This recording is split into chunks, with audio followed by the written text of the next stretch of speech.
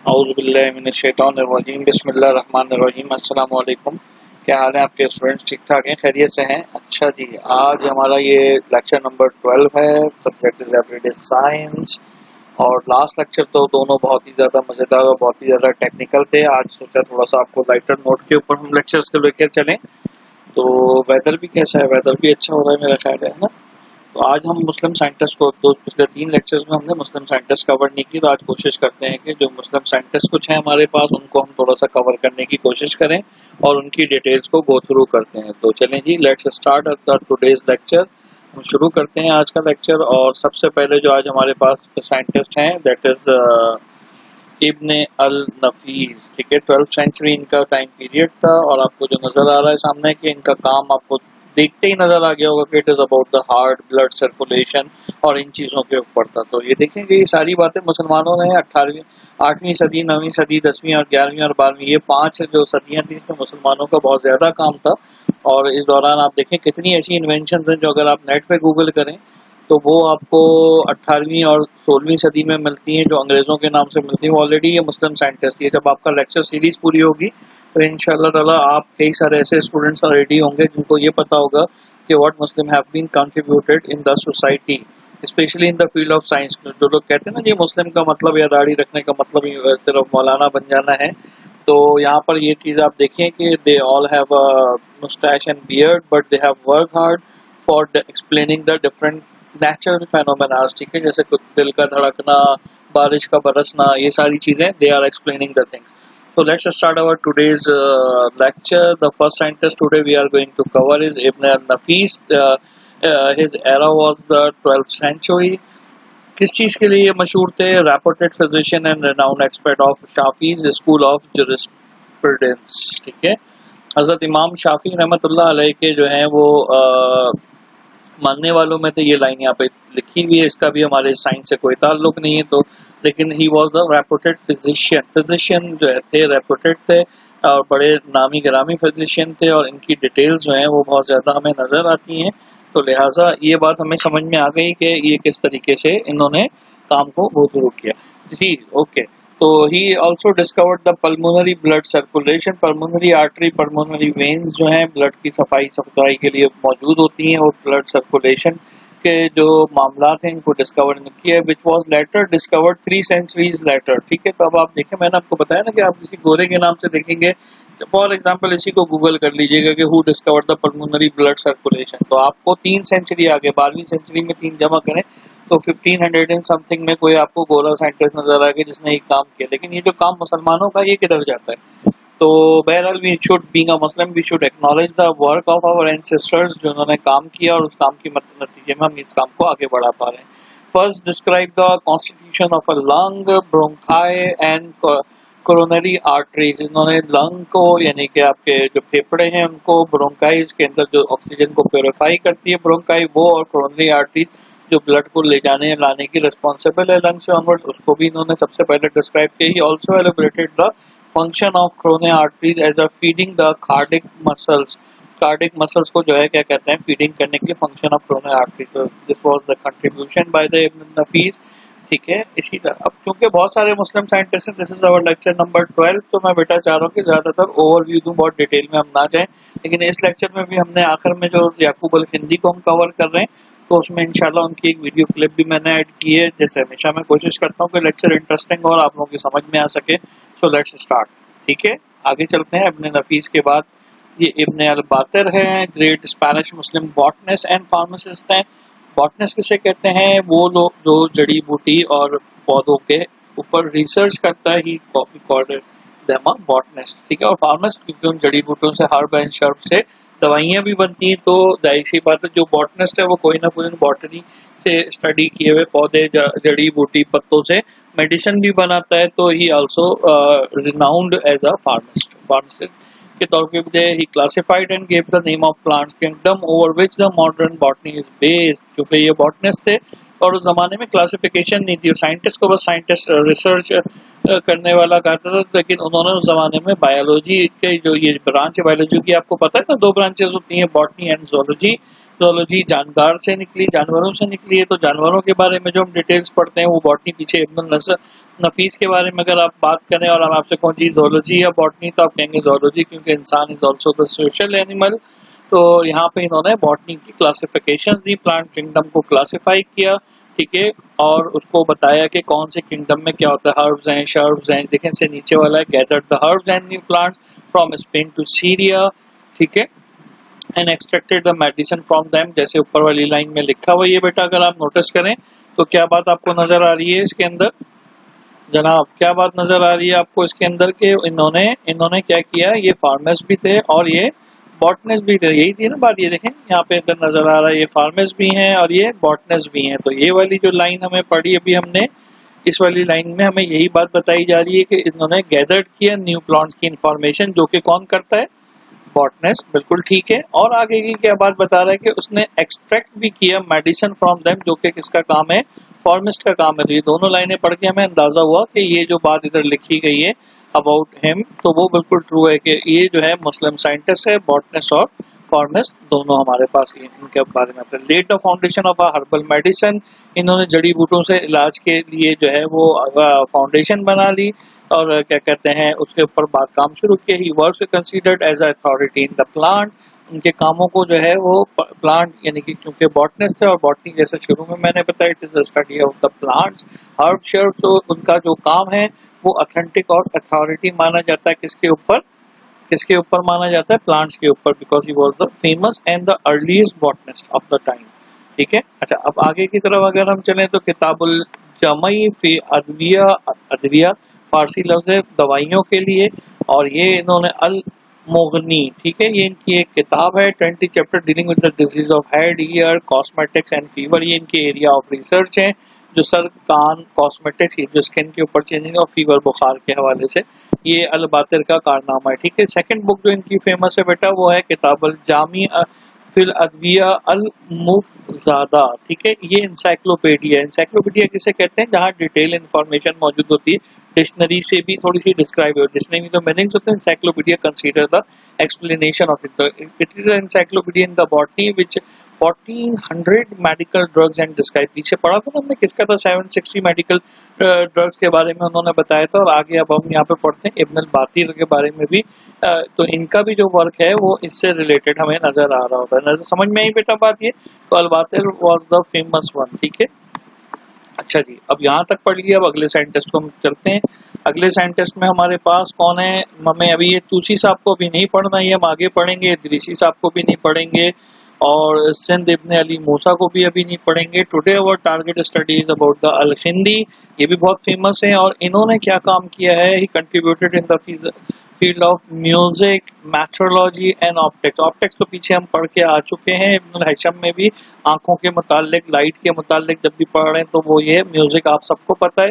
Metrology क्या है, वो जो सोलर सिस्टम, अगला लेक्चर हमारा सोलर सिस्टम पे आने वाला है, इंशाल्लाह सोलर सिस्टम में डिटेल हम पढ़ेंगे कि मेट्रोइड्स, मेट्रो तो क्या होता है, लेकिन मौसम के बारे में यूं समझ लीजिए फिलहाल आप बहुत मुख्तसरन के मौसम की प्रेडिक्शन के बारे में, कहाँ कब कैसे बारिश होगी, उनके मुतालिक जो बात डिटेल में बताई है वो अल हिंदी साहब ने बताई है। तो ये तीनों फील्ड्स का आपको बहुत अच्छे से पता होना चाहिए और आप मजे ले लेके सुना करें, क्योंकि ये सब कुछ मैं लिखने को तो नहीं कहता, just for your knowledge I am sharing.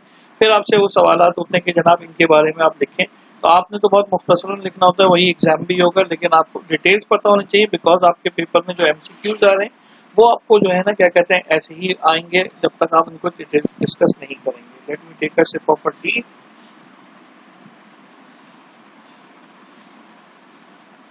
Okay जी, चाय जो है बिल्कुल ही ठंडी हो गई थी, आगे चलते हैं। Most important work on the reflection of light, पीछे भी जो है याकूब अल खिंदी से पहले हम उधर भी पढ़ गए थे रिफ्लेक्शन ऑफ लाइट, और वहां मैं समझा चुका था कि रिफ्लेक्शन ऑफ लाइट क्या है। ज्योमेट्रिक ऑप्टिक्स के ऊपर बात की इन्होंने, ग्रेविटेशनल बॉडीज के ऊपर बात की, और इसी तरह से retrogression of a stars. Retrogression क्या कहते हैं, किसी चीज का वापस छोटा हो जाना या अपने ओरिजिनल हालत में, मुख्तसर हालत में पहुंच जाना, ठीक है, रेट्रोग्रेशन कहलाता है। तो उन्होंने बताया कि ये तारे या चांद क्यों हो जाता है, आगे हम कॉमेट और मेट्रॉइड पढ़ेंगे, हम देखेंगे ये टूटते हैं, टकराते हैं, तो उसकी वजह से अपना साइज लूज कर देते हैं।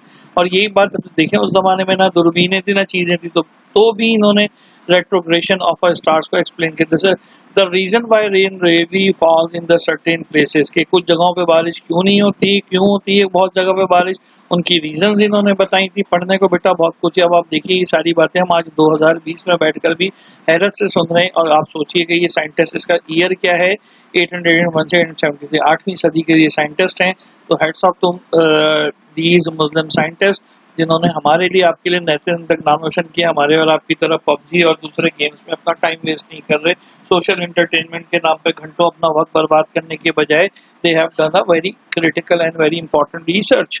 ठीक है, चलें ओके आगे चलते हैं। इन्होंने क्या बताया कि जनाब determination of the hours on a hemisphere by the mean of geometry. Hemisphere ये आपकी दुनिया की गोलाई के ऊपर घंटों के साथ।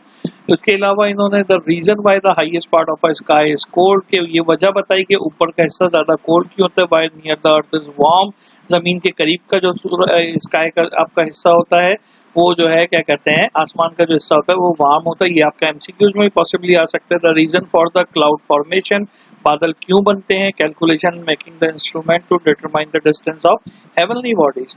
हेवनली बॉडीज किसे कहते हैं, वो जो ऊपर गैलेक्सीज के अंदर मौजूद होती है। पिछला लेक्चर याद है ना आपका, उसमें जो मुख्तलिफ बॉडीज हैं हमारे पास हमारी गैलेक्सी में, और हमारी गैलेक्सी आपको पता है एक बहुत बड़ी यूनिवर्स का हिस्सा है। तो उनके अंदर जो पार्ट्स मौजूद होते हैं उनके हेवनली बॉडीज, तो उनका डिस्टेंस कैसे मेजर करते हैं, आपको कुछ याद आ रहा है कैसे मेजर किया था हमने लास्ट टाइम। बिल्कुल ठीक है, लाइट ईयर्स उसका यूनिट है, उसको मेजर करते हैं लाइट ईयर्स के अंदर। और एक लाइट ईयर कितने जो है मीटर के बराबर होता है, 3×10⁸ मीटर या 3,300,000। अच्छा, पिछले लेक्चर में एक जीरो एक जगह न्यूमेरिकल सॉल्व करते कम लगा था, लेकिन बोलते हुए सही आया था। उम्मीद है कि आप चीजों को इसी तरीके से फोकस करेंगे। ठीक है बेटा, अब टाइम हुआ है इसकी एक छोटी सी क्लिप देखने का। उस क्लिप को देखने के बाद याकूब अल-किंदी की फिर हम आगे को चलेंगे। इसमें मैं कहीं वॉइस ओवर भी करूंगा, कहीं पे हम जो नरेटर है उसकी बात, इसका लिंक एज यूजुअल मैं डिस्क्रिप्शन में दूंगा ताकि आप उस बात को समझ सकें कि what the things they are doing और working. Let's start listening the video को स्टार्ट करते हैं। ठीक है, समझ में आ रही है बात, ये तो 2 मिनट की सुनेंगे फिर उसके बाद होमवर्क पे चले जाएंगे। जी, मुसलमान साइंसदान और मुफस्सिर याकूब इब्ने इसहाक अल-किंदी 1800 ईस्वी में यमन के एक शाही खानदान में पैदा हुए और 1800 याकूब इब्ने इसहाक अल-किंदी, देखिए यहाँ पे वही डिटेल्स लिखी हुई जो मैंने वहाँ पे बताई। He was known as a father of Arab philosophy. तो ये भी आपको याद होना चाहिए, कूफा में पैदा हुए एंड एजुकेटेड द बगदाद उस जमाने में मुसलमान के सारी दुनिया का तालीम महवर था। तो उधर जो है क्या कहते हैं ये इन्होंने अपनी तालीम हासिल की है। अल-किंदी कई मज़ामीन में महारत रखते थे जिनमें रियाजी, फिजिक्स, फ़िज़िकी और फ़लसफ़ी शामिल है। अल-किंदी ने 260 किताबें लिखी जिसमें ज्योमेट्री पर 32 किताबें। यहाँ पर आपको ये नोट करना है 260 books he have written so far, जिसमें 32 is on the topic of geometry, अद्वियात, फसले और फिजिक्स के ऊपर भी he have written the 12 books. ठीक है, तो ये आपको मैं इंग्लिश में भी, ये वीडियो के लिंक होगा यहाँ उर्दू में भी सुनाते जा रहे हैं ताकि आपको तमाम चीजें डिटेल में याद रहें। इन्होंने सबसे पहले डिस्कस किया नेचर ऑफ साउंड, साउंड क्या है। तो इन्होंने बताया कि जो आवाज है it can only travel if the medium is present, बगैर मीडियम के किसी खला के अंदर आवाज नहीं गूंजती। और आवाज 2 हिस्सों पे मुश्तमिल होती है, compression and rare reflection. Normally जो रिफ्लेक्शन होती है वो क्रस्ट और ट्रफ के ऊपर होती है। बेटा अगर ये बात समझ नहीं आ रही तो सुनते जाओ बस 2-3 बार कम से कम, ताकि ये आगे आपके 9 मैट्रिक 8 के फिजिक्स में हमने पढ़ाते हैं तो ये चीजें आती हैं। तो कंप्रेशन और रेयर फ्रैक्शन के ऊपर जो है क्या कहते हैं ये चीज होती है। इसके अलावा ये ऑल्सो डिस्कस, जैसे मैंने बताया था इनकी एक फील्ड ऑप्टिक्स है, रोशनी है। साउंड के साथ रोशनी के मुतालिक भी इन्होंने बहुत सी बातें बताई, बहुत सी डिटेल्स बताई। और म्यूजिक के हवाले से याद है ना कि फर्स्ट लाइन ही जो हमने पढ़ी थी म्यूजिक के ऊपर भी, तो he discovered the method to express the musical notes in term of a frequencies. अब आप देखिए फ्रीक्वेंसी, तो आज आप 7th क्लास के स्टूडेंट हैं और आपको आज भी नहीं पता फ्रीक्वेंसी क्या होती है ना, तो इनको पता है, इन्होंने उस जमाने में जो है डिटेल डिस्क्राइब की। आवाज इतनी दूर तक जाएंगी, ऐसी दरियाफ्त की बुनियाद पर रेडियो इजाद हुआ। आज पूरी दुनिया में टेलीकम्युनिकेशन और सैटेलाइट के पीछे ही अल-किंदी की। म्यूजिक के लिए सबसे ज़रूरी चीज़ वाइब्रेशन है और एक जगह से दूसरी जगह ट्रांसलेटेड इनटू लैटिन। इन्होंने ज्योमेट्रिक ऑप्टिक्स पे काम किया, अबाउट द लाइट देखिए इनका जो वर्क है वो मुख्तलिफ ज़बानों में ट्रांसलेट हुआ। तो कब कोई चीज़ मुख्तलिफ ज़बान में ट्रांसलेट होती है? जब उसकी वर्थ होती है, उसकी काम होता है। हाँ, ये बड़ी इंपॉर्टेंट एक स्लाइड है, डोंट मिस दैट। यहाँ पर इन्होंने बताया पहले ज़माने में कॉन्सेप्ट था कि गोल्ड को दूसरे मेटल से जो है क्या कहते हैं वो बना लिया जाता है, यानी दो मेटल्स को रिएक्शन, दो एलिमेंट्स को रिएक्शन करा दें तो गोल्ड बन जाता है। लेकिन यहाँ पर इन्होंने थ्योरेटिकली प्रूव किया कि gold can not be made from the other metals. ये खुद एक मेटल है। गोल्ड का सिंबल क्या होता है बेटा? जल्दी से मुझे बताएं, गोल्ड का सिंबल क्या होता है? किसी को याद आ रहा है? गोल्ड का सिंबल केमिस्ट्री में हम पढ़ते हैं, मैं यहाँ लिख भी देता हूँ ताकि आपको याद रहे। और गोल्ड का सिंबल आपके पास, अच्छा वीडियो को मुझे स्टॉप करने दें और मुझे टेक्स्ट बॉक्स ले लेता हूँ। मैं टेक्स्ट बॉक्स लेके यहीं पे कहीं टेक्स्ट बॉक्स पे गोल्ड का सिंबल होता है कैपिटल ए और स्मॉल यू, ये गोल्ड का सिंबल है। और इसके साथ सिल्वर भी हमें आना चाहिए, सिल्वर का AG होता है। केमिस्ट्री भी हम पढ़ेंगे आगे और पढ़ भी रहे हैं अभी भी हम। ये आपको छोटी छोटी बातें मुख्तसर वक्त में बताता हूँ तो आपको याद रहनी चाहिए बेटा। इसको सिल्वर, ठीक है, ये दोनों याद रहेंगे, गोल्ड और सिल्वर। तो गोल्ड की यहाँ पर जो तस्करा आया था तो हमने इसको देख लिया कि किस तरीके से हम लेके चल रहे हैं। Let's continue with the things, आगे देखते हैं।